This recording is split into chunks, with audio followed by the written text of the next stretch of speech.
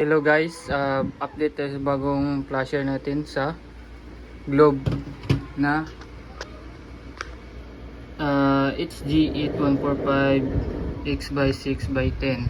So ganito lang yung pwede nating ma-flash, ganitong review. So basically install ko na yung yung folder.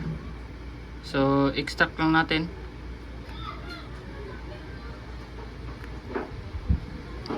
Extract.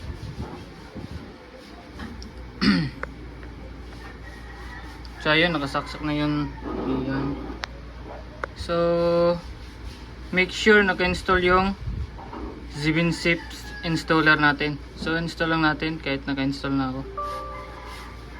So ayan. Ayan. So ito, bagong version natin. So right click na natin, run as administrator. So ayan, click mo yung more info, run anyway. So ang dali lang nito guys. So antay lang natin, click yes. Select mo itong anyone who uses this computer. Next lang. Yan. Required ko talaga na sundan nyo itong video.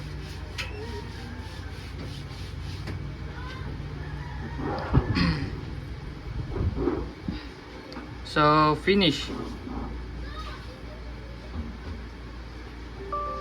So click yes natin.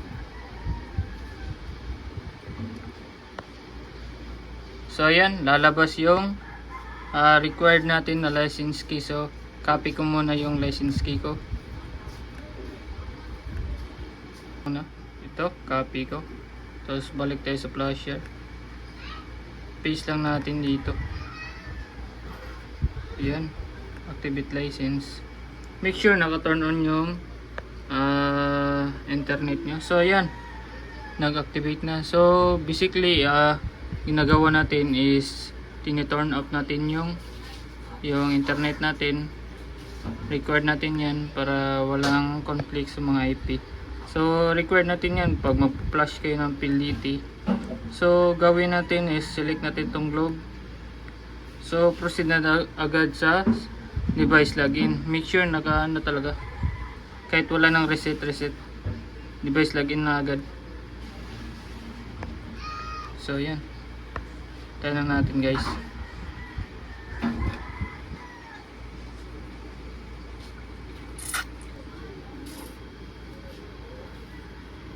Tayo lang natin yan. So yun,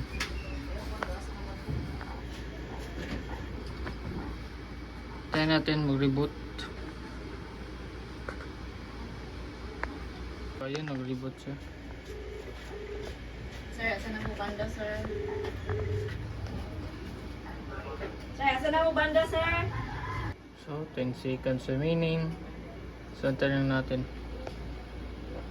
Yun, may ilaw na.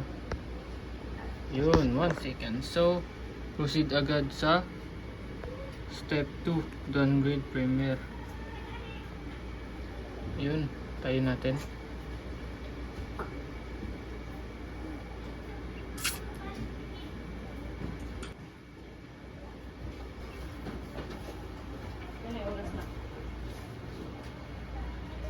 Ayan, upload, sending robot.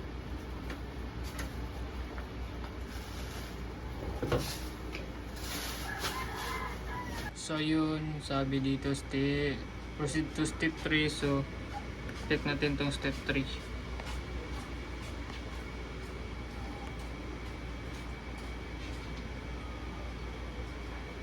Yan, tayo na natin.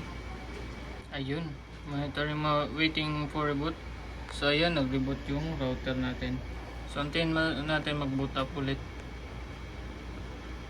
Ayun, sabi dito device is back to online kasi na-detect na yung LAN natin. Ayun. So sabi rito step 3 completed. So didiretso tayo sa step 4. Yan. So So antay lang natin. Yun. Magbe-blinking yung LAN natin doon. Tayo natin sa step 4.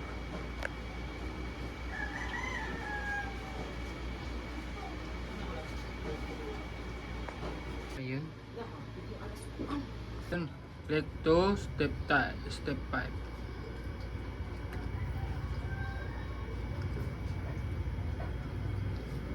Ito.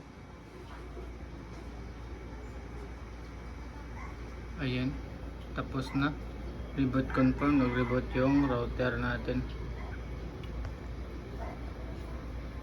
So, antayin na natin mag-boot up.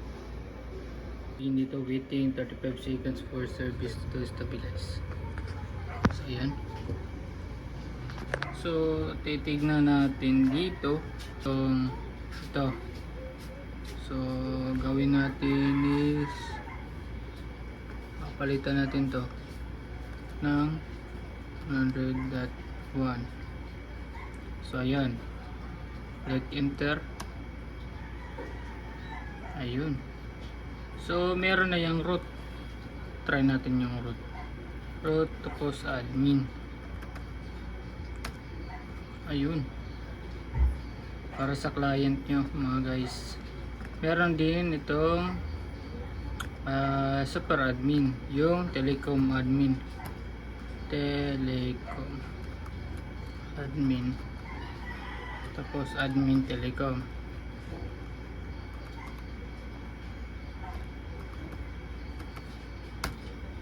Ayun. So, ayan. Dali lang. So, pwede natin to maipon. Gagawa lang tayo ng tutorial dyan. Salamat mga idol. Yun na pala. Ito. Yung globe.